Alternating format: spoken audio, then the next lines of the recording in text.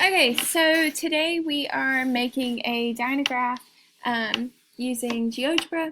So the first thing that we need to do is to hide the y-axis. So to do that, we would right-click anywhere in GeoGebra, and it'll show this, and you want to go down to Graphics, select Graphics, and go to Y-axis, and show y-axis. So you're going to unselect that where we don't see the y-axis, because in a dynagraph you have two parallel number lines, and so because the x and y axis are perpendicular, you don't want to look at the y axis. We're going to create our new output. So to do that, speaking of that, we are going to go to input down here at the bottom and hit y equals 2.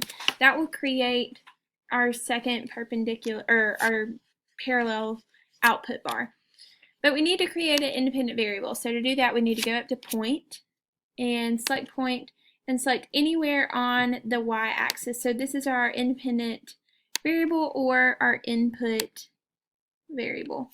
So the next thing that we need to do is to input our function. So to do that, we go down to input again and say g of x is equal to any function that you would like. But today we're going to do just for x for this video, just to show you a simple term or a simple function. So it shows this function on the axis. So if the y-axis was still shown, then this would go through the origin, and it would be shown on the x and y axis. But we don't want to show that today on here because it doesn't move around. We want to see our input and output. So we need to hide our function, and to do that, we just go to this little dot beside the function and hit the deselect aspect of it. And so then we need to put our variable on the output. So this will be our output line, and to do that, we go to input, we say b colon parentheses g of x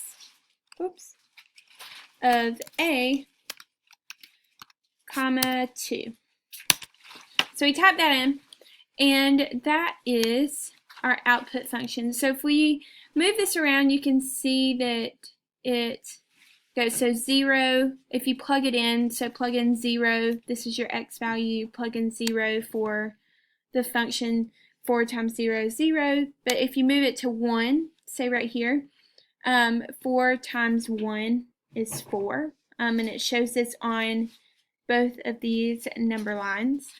Okay, so now we need to create a vector in between these two just so it looks prettier, and we can see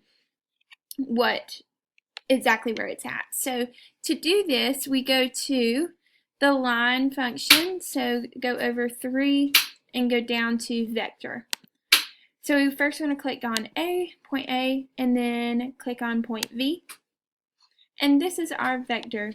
So now we can move this anywhere on our number line, and it'll point exactly to where it's supposed to be. So this is how you do a dynagraph.